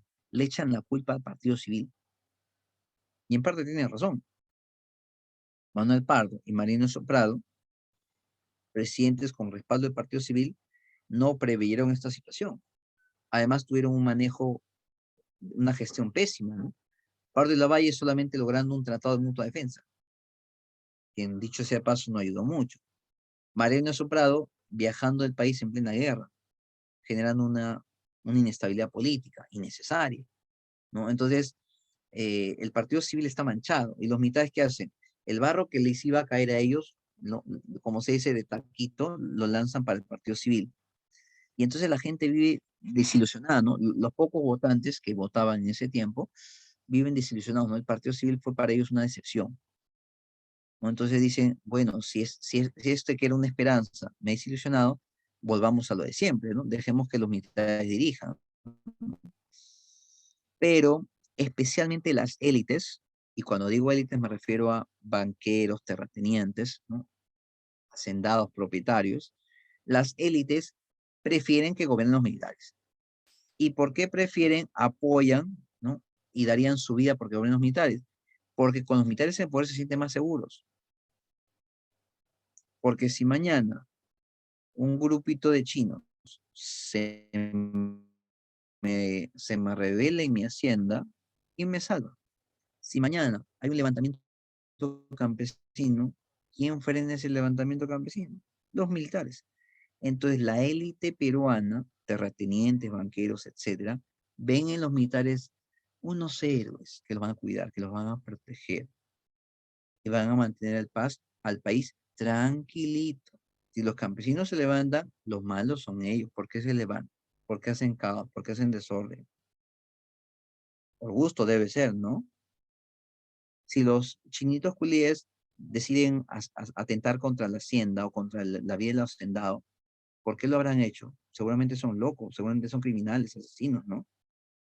Entonces, la élite se siente más segura con los militares detrás, con militares gobernando, ¿no? Entonces, a la élite le conviene que los militares se suman y le dejan el camino libre, ¿no? A esta historia o a esta etapa Basarte le va a llamar el militarismo de la derrota. porque quienes van a gobernar perdieron en la guerra contra Chile. Falta de crédito exterior, fuerte endeudamiento, una vez más, pérdida perpetua de Tarapacá y pérdida supuestamente temporal de Tacna y Arica, déficit fiscal, eh, chilenización. ¿Qué cosa es chilenización? Chilenización es hostigamiento, acoso. En Tacna, al menos, en Tacna, eso era muy fuerte. Si tú vivías en Tacna, y como los chilenos tenían a Tacna cautiva, secuestrada, te hubiesen hecho la vida imposible. Si tú hablabas como peruano, te hubiesen dicho, no, habla como chileno. Si tú cantabas el himno nacional, te hubiesen dicho, no, canta el himno chileno. Si tú estudiabas con el libro de historia de Perú, te hubiesen quemado tu libro de historia de Perú. Entonces, ese hostigamiento, ese acoso hacia los peruanos, forzosamente les querían cambiar su mentalidad. No pudieron, no pudieron. En ese contexto nació Jorge Basadre en TAC, en ese contexto. Tenemos también el segundo militarismo. Para empezar, o para continuar, no sé si hasta aquí hay preguntas o dudas, por favor. Si tienes preguntas, plantéalas en este momento. De paso, nos damos un respiro. ¿Preguntas o dudas? ¿Ninguna? ¿Seguros? Dame un like entonces para continuar, o confírmame en el chat, o abre tu audio. ¿Todo ok? ¿Todo claro? Nos dice Milene. A ver, ¿alguien más, chicos? Todo Calderón claro, dice profe. continúe, por ahí me dicen continúe, todo claro. Ok, bien. Eh, Termina entonces la guerra del Pacífico y comienza un periodo llamado Segundo Militarismo. Gracias, Fiorella. Entonces, el Segundo Militarismo, ¿no?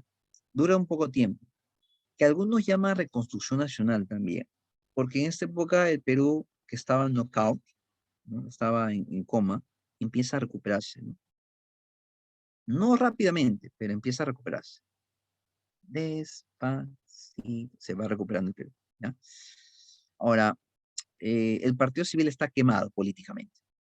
O sea, no va a tener chance. En esta época nadie va a votar por él porque le han tirado el barro, ¿no? De la responsabilidad de la guerra, ¿no?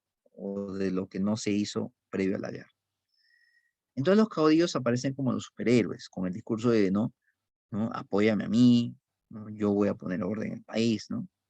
Especialmente, repito, en los votantes. Recuerda que en esta época los votantes es una élite cerrada, o sea, tranquilamente en 2 horas se acaba un proceso de votación, ¿no? Son poquísimos los que votan en el país, ¿no? No es que vota toda la ciudadanía, ¿no? Para empezar, todos no son ciudadanos, ¿ya? ¿Quiénes gobiernan en esta época? Gobierna Iglesias, Cáceres y Remigio Bermúdez. Ojo que Cáceres gobierna 2 veces, ¿ya? Eh, ya sabemos que el país está en bancarrota. Y ahora hay un problema, ¿no? Que tenemos una fuerte deuda externa. Y al tener una fuerte deuda externa, no nos pueden prestar dinero. No te pueden prestar dinero si tú tienes deudas. Primero tienes que cancelar esas deudas. Entonces, ¿qué hacemos? ¿Cómo pagamos deuda? No tenemos forma de pagar deuda, ¿no? Se crean dos partidos políticos. Piero la funda su partido demócrata, con mucho apoyo de terratenientes del sur, especialmente Arequipa y de esa zona. Cáceres crea su partido constitucional, especialmente apoyado por gente del centro. Y surge también o irrumpe en la política el Partido Liberal, al cual pertenecía inicialmente Manuel González Prada. Claro que Manuel González Prada se sale de este partido y se vuelve anarcosindicalista, ¿no? Se vuelve un ácido crítico del sistema político, ¿no? Y se vuelve también un anarquista más identificado con los sectores obreros o proletarios. Él escribe un discurso en el Teatro Politeama y este discurso va a ser leído por un niño y en este discurso termina con una frase, ¿no? Es cierto que este discurso ataca a la plutocracia guanera, ataca a los militares, ¿no? Pero el resumen, ¿no? Que la guerra se perdió por culpa de los que estuvieron en el poder. No como lo que decían los que estaban en el poder. Los que decían que estaban en el poder, ¿sabes qué decían? Los militares, la élite, ¿qué decían? Decían que la guerra se perdió por los indios. Como tenemos un montón de indios, por eso hemos perdido la guerra. Eso decían ellos. González Prada dice lo inverso. Esta nación se ha construido por indios. El país se ha construido por indios. Y en la guerra el protagonista ha sido el indio. Quien ha perdido ha sido el indio. Y si la guerra se ha perdido, no ha sido por el indio. Ha sido por la élite, por la plutocracia bonera, por los que se vaciaron el Estado, las arcas del Estado, ¿no? Por esa plutocracia corrupta, ¿no? Por todos esos élites, esa burocracia, esa élite parasitaria. O sea, González Prada, ustedes saben que era muy ácido en sus comentarios, ¿no? En sus páginas libres, en sus discursos. Bueno, en el discurso de Politeama, él escribe y menciona una frase, ¿no? El Perú es un país enfermo, ¿no? Si tú pones el dedo en la llaga, porta pus, ¿no? También tiene una expresión, ¿no? Jóvenes a la acción, viejos a la tumba, jóvenes a la acción, ¿no? Refiriéndose a toda la vieja clase política, ¿no? Entonces, bueno, eso va a ser leído en un discurso, ¿no? Entre hechos importantes del segundo militarismo tenemos la rebelión de Atusparia. Atusparia es un alcalde campesino, ¿ya? Un líder, tipo un cacique, ¿ya? Cabellera larga, y que dirige un levantamiento en el Callejón de Guaylas, ciudades como Huaraz, como Yungay, en Ancash, un levantamiento contra los gamonales. Date cuenta de eso, ¿no? La guerra contra Chile ya terminó, pero los campesinos siguen peleando. Pero ya no contra el invasor, porque el invasor se fue. El invasor vino y se fue. Pero quien no se ha ido y no se va a ir nunca son los gamonales. A tus padres dirige un levantamiento campesino contra los gamonales, un levantamiento antifeudal, un levantamiento antigamonal, ¿no? Antiyanaconaje, antiservidumbre.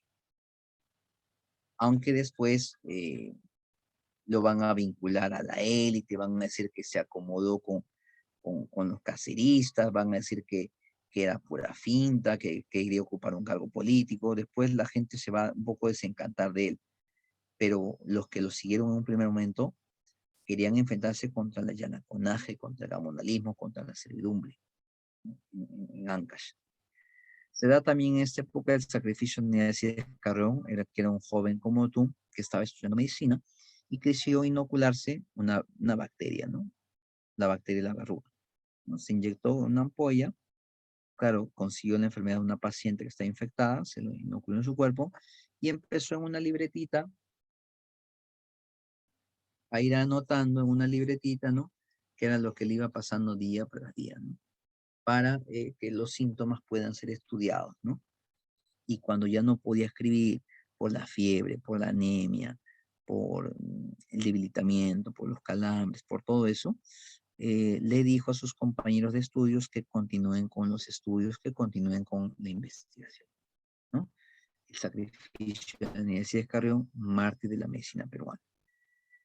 Otro hecho importante es la firma del contrato Grace. El contrato Grace se firma en el segundo gobierno de Cáceres, perdón, en el primero. Lapsus, en el primero. En el primero, dicho sea paso, también un grupo de extranjeros, un grupo de italianos, funda el Banco Italiano, actualmente llamado Banco de Crédito. El gobierno de Cáceres negocia el contrato Grace. ¿Qué hace? Envía a un emisario al extranjero para buscar a un capitalista y encuentran a Michael Grace. ¿Qué se le ofrece a Grace? A Grace se le pide que pague nuestra deuda externa. ¿Ya? ¿A cambio de qué? A cambio de darle ferrocarriles. ¿Ya? Hubo una negociación de 99 o 100 años. Al final se quedó en 66. Ferrocarriles va a ser dueño de esto, o Grace va a ser dueño de estos ferrocarriles por 66 años. Inclusive va a crear la Peruvian Corporation. No le vayas a decir a Grace, no le vayas a decir a Grace que nuestros ferrocarriles están destruidos porque los chilenos quemaron, ¿no? No le vayas a decir eso. Entonces, Grace crea la Peruvian Corporation y se queda con el monopolio de los ferrocarriles por 66 años. Además, se le ofrece tierras hectáreas en la selva y se le ofrece libre navegación en Titicaca y se le ofrece devolverle la plata en 33 años, ¿no? Pagos anuales por 33 años, ¿no? Entonces se le ofrece muchas prebendas, inclusive se le ofrece también Juan, pero a cambio Grace tiene que pagar un estado externo. Grace se quedó con los ferrocarriles, la Peruvian Corporation manejó los ferrocarriles peruanos y Grace va a pagar un estado externo, ¿ya? Ahora, una vez que nos libramos de la deuda externa, porque Grecia la pagó a los ingleses, vamos a pedirle nuevamente. Inglaterra, ¿me puedes prestar de nuevo, por favor? Sí, mira, ya te pagué, ¿ah? Ya, pero son préstamos nuevos, pues. Pero mira, yo te he pagado. Bueno, Grecia está pagado, pero es mi deuda, pues ya está pagada.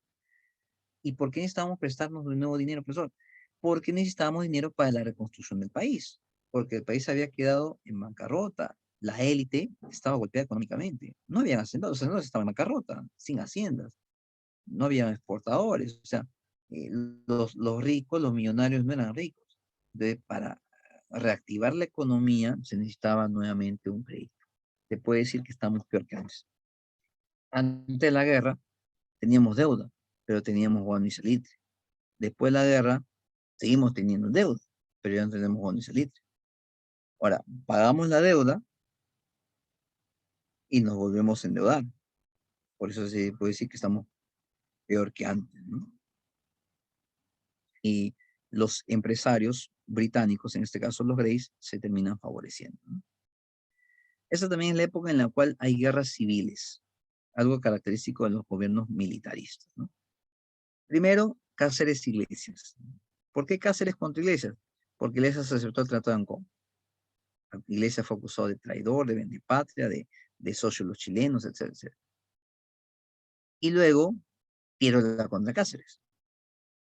¿Piérola de qué acusa Cáceres? De que Cáceres negoció contra Toréis, de que Cáceres gobierna, tiene una forma de gobernar que no favorece a todos los sectores de la élite, ¿no? Entonces viene una guerra civil entre Piérola y Cáceres.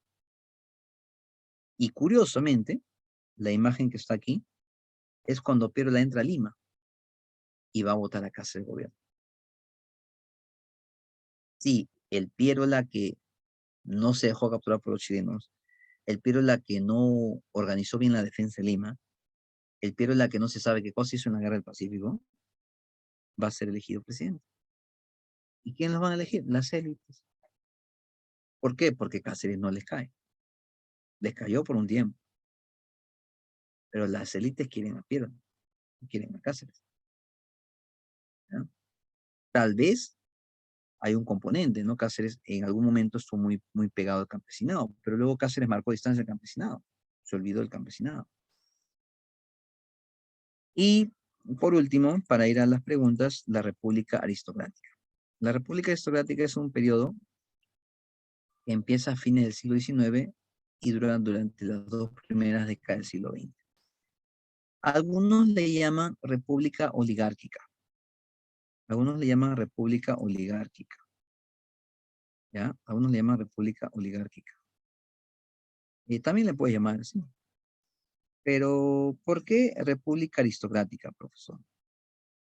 Aristocrática o aristocracia. Aristocracia viene de los mejores. Aristo significa mejores. Gracia gobierno, gobierno de los mejores. Gente que en su cabeza se siente superior. Gente que cree tener sangre especial. ¿Ya? Gente que se cree noble. ¿Y por qué muchos de ellos se sienten nobles? Porque su bisabuelo era español, porque su bisabuelo era criollo. Tienen un complejo, ¿no? Creen tener sangre especial, se creen realistas. Por eso fueron apodados como los varones del azúcar, ¿no? Como los príncipes, ¿no? O sea, así como en Europa se hablaba de reyes, de príncipes, de feudales, aquí se les apodó los varones del azúcar.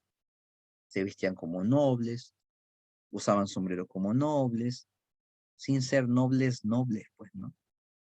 ¿Ya? Ellos se sentían nobles, actuaban como nobles, ¿no? Como una élite. También se le llama este periodo el segundo civilismo porque es la segunda vez que el partido civil va a subir al poder. Pero qué tal racha, el partido civil entra y casi 20 años está en el poder, ocupando la presidencia o el Congreso o ambos. Es una racha, pero... Y paradójicamente, quien le abre la puerta al partido civil para que empiece a subir el gobierno es Piérola. Y Piérola y el partido civil en el pasado no se habían llevado bien, cosas de la vida, ¿no? Ya, ahora, ¿qué ocurre en este periodo? En este periodo, la oligarquía maneja el país. Mira abajo donde dice aspecto social, ¿ya? ¿Quién maneja el país? La oligarquía. ¿Pero qué dice una oligarquía? Hacendados, banqueros y... ¿Qué más dice? Hacendados, banqueros, exportadores y gamonales. Ellos manejan el país. La oligarquía. Un concepto bien facilito. La República Soviética es la época en la que la oligarquía maneja el país. Facilito. Tanto la economía como en la política, pero ellos manejan el país. Ellos están en el Congreso, ellos están en el Ejecutivo, ellos eligen a los ministros, ellos manejan las relaciones exteriores, el comercio, la exportación, la importación, la minería. Ellos manejan el país. Concepto facilito de República Soviética. La oligarquía maneja el país. ¿Y dónde están camuflados? Ellos están camuflados en el Partido Civil, que es un partido de una élite. Aquí va a estar el hijo de Manuel Pardo, José Pardo. Él va a estar en esta época. Ahora, de toda la oligarquía que ves ahí, que eran poquitas personas, destaca mucho los hacendados. Ellos son los que se hacen llamar aristócratas, que se sienten, que tienen una sangre especial. Aristócratas. Y varios de los que están aquí en el mapita son aristócratas. Aspíllaga, Larco, Candamo, Leguía, López Romaña, ¿no? Gibson, Rockets, son aristócratas. Los Pardos son aristócratas. Son terratenientes.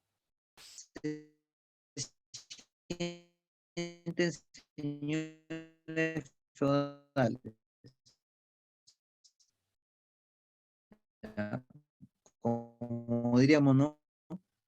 Se creen señores feudales. Se creen, pues, duques, condes, ¿no?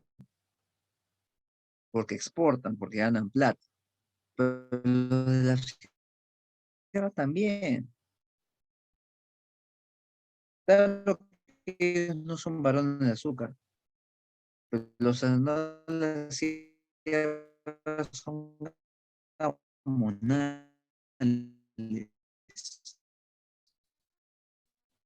Eso se creen abusivo. Al campesino le pegan hasta por gusto. Mucho azúcar.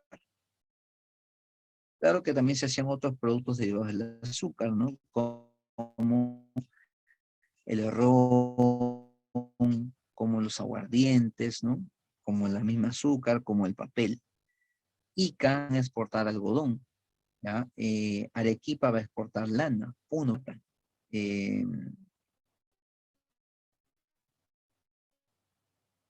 Minerales, ¿no? Entonces, van a haber varios productos de exportación.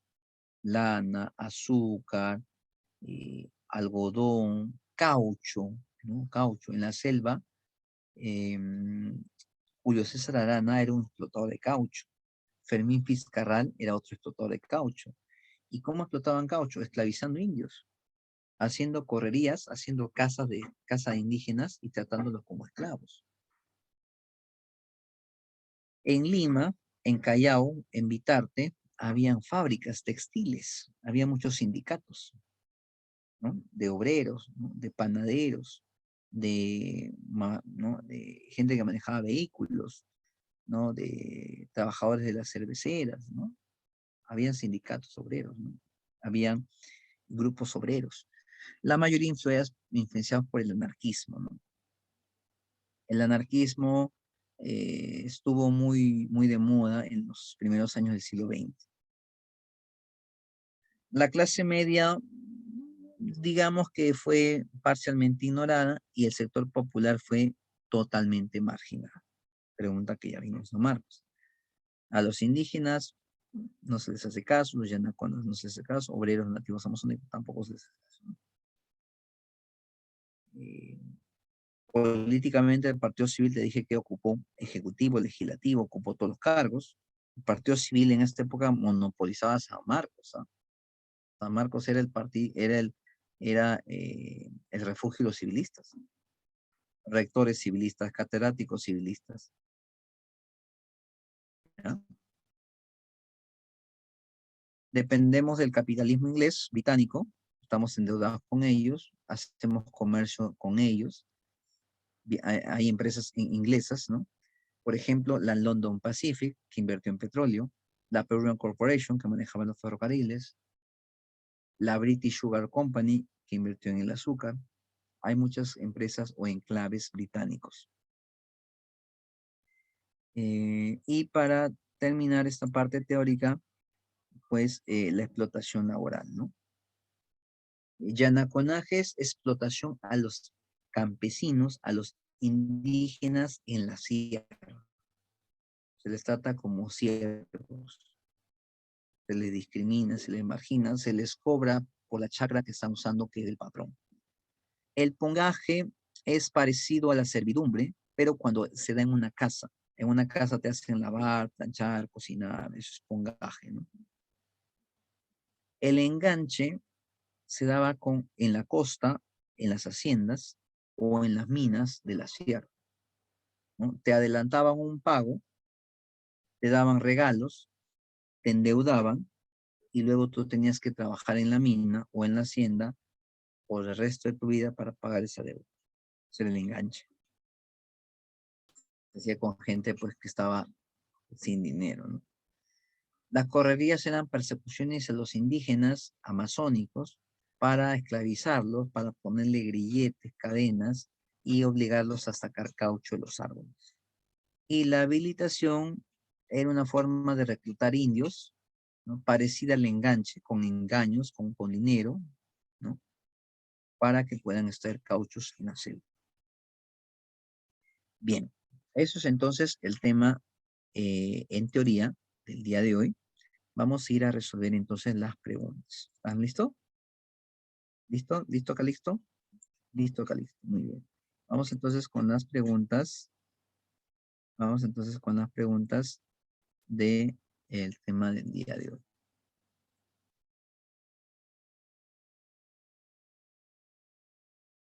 Ya, a ver, vamos con las preguntas. Vamos con las preguntas.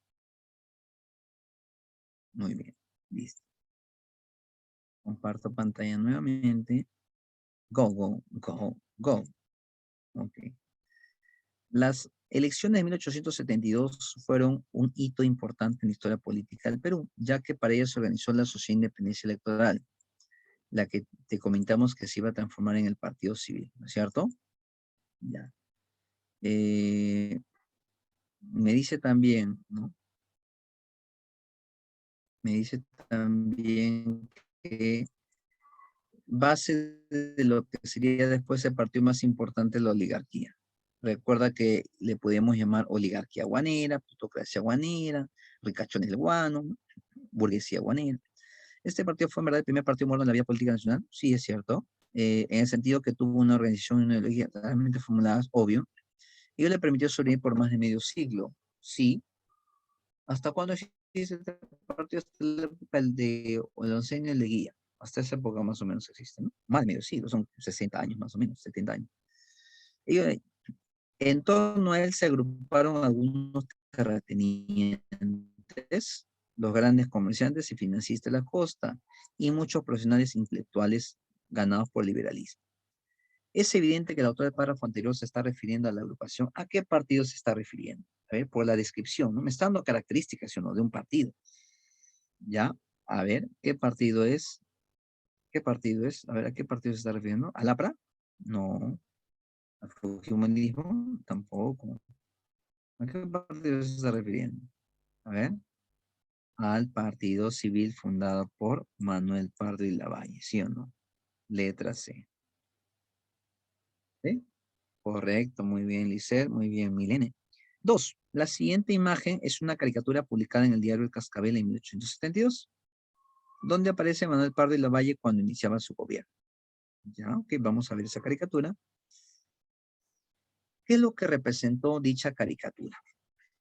A ver, me ha escrito cuando con H, bueno, en ese tiempo era válido. Dice hospital para enfermo, impuestos. A ver, eh, veo a Manuel Pardo, veo que tiene un montón de plata guano, porque ahí su bolso lo dice, pero veo un hospital para enfermos y dice impuestitis. Ah, ya. O sea que en esta época hay un montón de plata y yo sigo cobrando impuestos para hacer un hospital para los enfermos.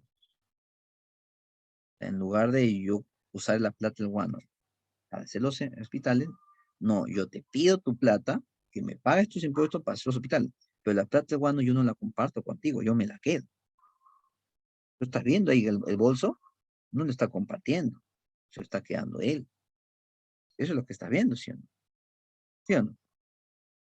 Egoísta, ¿sí o no? Falta de empatía, ¿no? Lo grave escándalo de corrupción de su gobierno al despilfarrar su enorme renta al guano. El aumento de los aranceles, la utilización de renta al guano de problema de Perú. Ya, la C definitivamente no es porque no tiene nada que ver con armas. ¿Cierto? La C no tiene nada que ver. La política de austeridad del gobierno que dejó a un lado la construcción, el aumento de aranceles, la corrupción, de renta al guano. Uy, está difícil. A ver.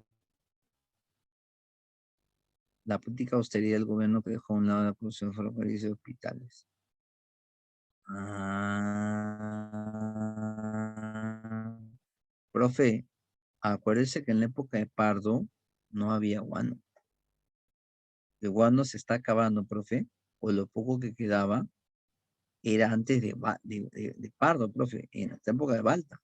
En la época de Manuel Pardo, profe, es el salitre. Ah, muy bien. Aquí no me dice nada de corrupción. Yo no puedo hablar de corrupción. La caricatura no me está hablando nada de corrupción. No me está hablando nada de corrupción la caricatura. ¿Me puedes ahora sí dar la respuesta? ¿Mm? Profe, yo quisiera marcar la B, pero no veo aranceles. Profe, yo quisiera marcar la D, pero no veo ferrocarriles. Ya. Pero por la forma como está sentado Manuel Pardo, ¿qué parece? Un mendigo, ¿no? Un mendigo, ¿sí o no? Dime, ¿y un mendigo tiene mucha plata o tiene lo justo y gasta lo justo y sobrevive a lo justo? Sobrevive a lo justo, ¿sí o no? Y eso está relacionado con austeridad, ¿no? El Perú parecía un país pobre, o era un país pobre, austero, ¿no? Y por eso, pues, no podía construir, ¿no? Tanto, ¿no? Entonces, se tenía que recurrir a impuestos si es que se quería construir algo, ¿no? Eh, muy bien, a ver, seguimos. 3. El 14 de febrero de 1868, a ver, por ahí nos preguntan, ¿pero el déficit fiscal no sería lo mismo? A ver, aumento de los aranceles y otros tributos que promovió Pardo frente al gran déficit fiscal. Eh,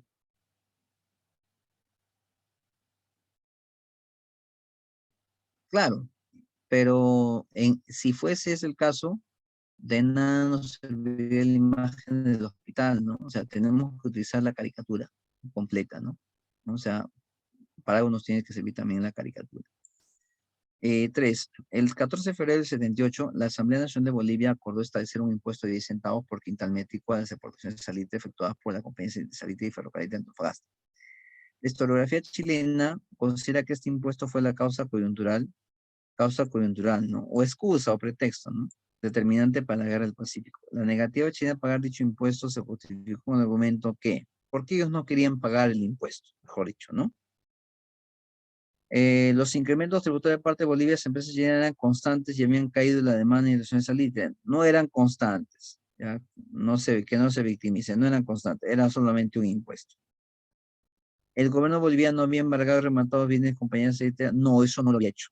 Lo hizo después, que no le pagaron, no lo hizo antes. Contravenía el Trato de Límite 74 que prohibía sus contribuciones a las ya existentes de 25 años. Yo creo que esta es. Bolivia no tenía jurisdicción sobre Antofagasta, puesto que ese territorio, no, sí era de Bolivia, sí era Antofagasta. Letra C, ¿cierto? Recuerda que los chilenos habían firmado acuerdos por 25 años y a última hora Daza los quería cambiar, ¿cierto? Los inversionistas le llamarían falta de estabilidad jurídica, ¿no? 4. Durante la guerra con Chile, o contra Chile, la primera fase de este conflicto se dio a través de la campaña marítima, donde se llevaron a cabo conocidos combates, siendo uno de estos el combate de Angamos. Por ello, a continuación, mencioné solo lo incorrecto con respecto a los hechos ocurridos durante este combate. El objetivo inicial de la guerra fue el control del comercio y desembarco de tropas. Bueno, en toda guerra hay eso, ¿no? El monitor Huáscar, gracias a su eficacia, era conocido como monitor fantasma durante sus correrías. Sí, asustó a los chilenos, ¿ah? Sí le asustó a los chilenos. El combate en Gamo fue la última etapa de la campaña marítima. Sí, sí, porque después del combate en Gamos no hubo otro combate. Los chilenos empezaron a entrar a Tarapacá y empezaron a invadir. Durante el combate en Gamos, los chilenos lograron hundir el monitor Huáscar tras haberlo destruido de la proa. Sí, lo hundieron, pero luego lo capturaron y lo sacaron a flote. A ver. Eh, ¿Cuál es lo incorrecto? Me preguntan, ¿no? A ver, lo incorrecto.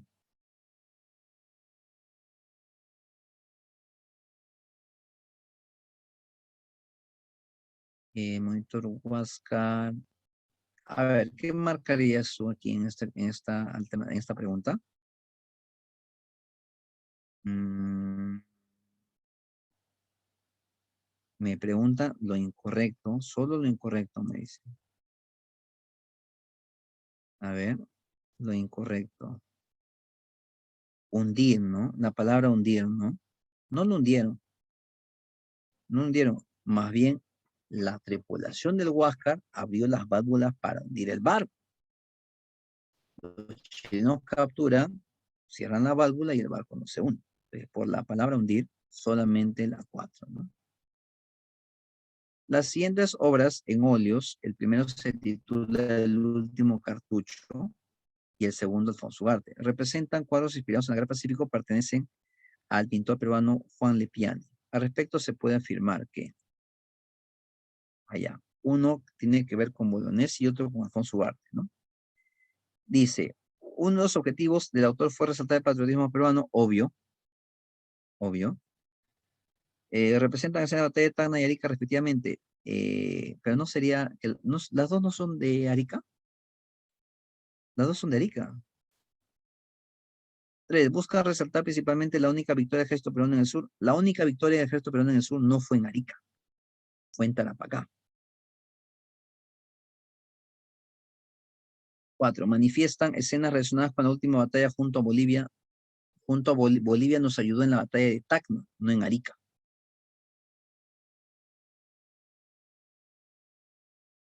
La respuesta correcta es solamente uno. Solamente uno. ¿Ya? Seguimos. 6. La campaña de la Breña es la última fase de la Guerra del Pacífico que comprende desde la ocupación de Lima en enero de 81 hasta retirar tropas chilenas de ocupación al sur de Río Sama en junio de 84. ¿Ya? O sea, la campaña de la Breña dura del 81 al 84. Esta campaña militar, las fuerzas militares peruanas estuvieron dirigidas por Cáceres. Marque verdaderos o falsos según corresponde.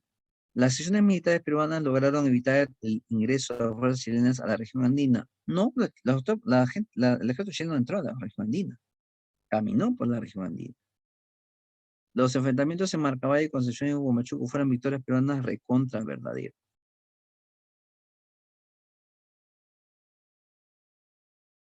¿Se obtuvieron diversas victorias peruanas gracias al empleo de la guerra de guerrilla? Sí, porque los campesinos atacan y se esconden, ¿no? Eso se llama guerrillas. Atacan, se esconden, aprovechan la geografía del lugar. Las acciones se desarrollaron en las regiones políticas de Ayacucho, Junín y Cerro Pasco. Sí, sí, sí, sí. La sierra, ¿no? Inclusive la libertad también, ¿no? Las tropas peruanas fueron conformadas por montoneros indígenas que mostraron un gran espíritu patriota. No sé si espíritu patriota, ¿no? Porque recuerda que ellos pelean por Cáceres, no pelean por la bandera, por el escudo, por la independencia, no, no pelean por eso.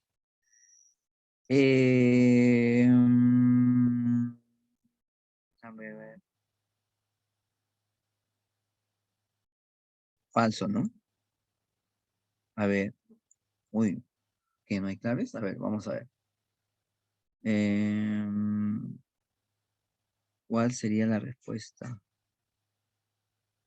A ver, ¿hay respuesta o no hay respuesta? A ver, chicos. A ver, ¿qué es su compañero? Milene dice la D. Mm,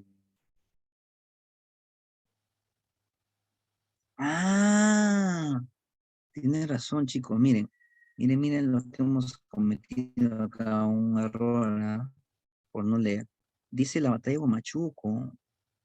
Huamachuco no, en Huamachuco derrotaron a Cáceres.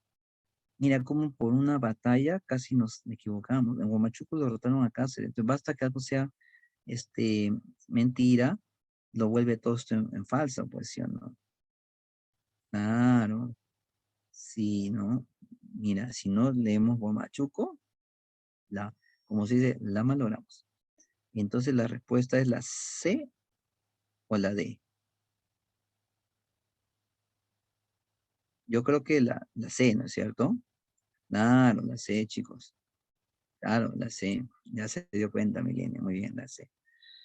7. El segundo militarismo fue un periodo de nuestra historia republicana en el que los militares volvieron a tener monopolio de poder político. Respecto a este periodo, identifica una situación verdadero o falso según corresponda.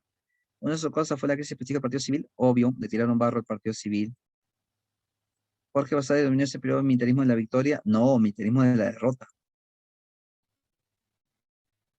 ¿El segundo militarismo formó parte de la reconstrucción nacional? Sí. ¿Se desarrolló inmediatamente después de la guerra contra Chile? Sí. Tengo tres verdaderos y un falso. Tres verdaderos y un falso. La A. Muy bien. El primer gobierno Andrés Sabino Cáceres, el cual se realizó por tratar de reactivar la economía del país y lograr una estabilidad social. ¿Qué es correcto respecto a Cáceres? Ley del estanco de la sal. No, eso fue el gobierno de Pierola. Realizó una reforma monetaria. La IPC capital no inició la se me acabó una represión. La 4 es verdadero. La 5 es verdadero. Reforma monetaria. Reforma monetaria realiza Pierola. Mm, a ver, tengo 4 y 5 como verdaderos. 4 y 5, 4 y 5, 4 y 5, 4 y 5. Ajá, la C, ya está. ¿Viste? Claro, fue monetaria. 4 y 5, ya. 9. Dice, como reflejo de este próspero comercio, el asentamiento de Iquitos pasó de ser una pequeña aldea de pescadores con 200 habitantes en el año 1851 a convertirse en una pequeña ciudad con una población de 20.000. Ya, nos está hablando de que en Iquitos creció mucho la población, ¿no? ¿Por qué crece la población en un lugar? Eh, Desde 1851 hasta la Primera Guerra Mundial, en 50 años. Próspero comercio. ¿Qué se podría comercializar por Iquitos? ¿Salitre en Iquitos? No creo, la A no es. Guano, no creo. ¿En Iquitos? No creo. ¿Azúcar en Iquitos? No, no. Respuesta, el caucho. ¿Sí? La explotación de caucho, ¿no? Hizo que lleguen muchos migrantes, ¿no? Algunos a vivir, otros a explotar a los indígenas. 10. La República Aristocrática, término acuñado por Basadre, hace referencia al periodo republicano de historia del Perú que se inicia con el ascenso a poder del ingeniero López Romaña. Lord marcó el inicio de una institución de gobierno social elegido democráticamente hasta el golpe de Estado dirigido por Leguía. Ya. Características políticas de la República Aristocrática. Me preguntan, ¿no? ¿El gobierno se encontró en manos de la quiebra exportadora? Sí. Pocas personas, pocas familias. ¿La presencia de únicamente gobiernos relacionados al partido civil? Sí, pero no fue únicamente. También hubo otro partido. Por ejemplo, Billinghurst era el Partido Demócrata. Ya esta palabra únicamente me está haciendo dudar. 3. ¿El Partido Demócrata fue el principal grupo de oposición al civilismo durante este periodo? Sí. Sí. Billinghurst. Sí, sí. ¿El gobierno de Billinghurst representó una interrupción a intereses políticos del Partido Civil? Sí. Billinghurst fue la oveja negra, ¿no? El único que gobernó y que no era del Partido Civil. gobernó del 12 al 14. A ver, entonces tenemos aquí 1, 3 y 4 de todas maneras son verdaderos. Y por el término único, ¿no es cierto? ¿Ya? Único, la 2 no puede ser verdadero, ¿sí? La respuesta sería la D. ¿Sí? Terminamos acá. Ah, muy bien, esta es la domiciliaria, ¿no? Ya hacemos la 1 en la domiciliaria y nos vamos, chicos. Reforma educativa durante el gobierno de Manuel Pardo del Valle se centró en educación primaria a todos los niveles. No, cuidado, no es en todos los niveles, es en primer grado y segundo grado, ¿no? Escuela de Ingenieros Civiles de Minas, sí. Educación secundaria obligatoria, no. Ya, a ver, no aquí, porque no es en todos los niveles. O sí, a ver. Ah, ya. Me dice Manuel Pardo, ojo, me dice Manuel Pardo, ya, si fuese José Pardo su hijo, ahí sí, pero me dice Manuel Pardo, ya. Tengo la 3 como verdadera. Ya. ¿Legalizó el ingreso de mujeres a las universidades? No, eso se hizo en la República Aristocrática. Solo la 3, solo la 3. ¿Ya?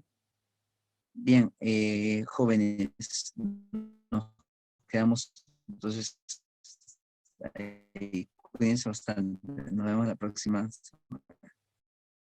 Hasta luego.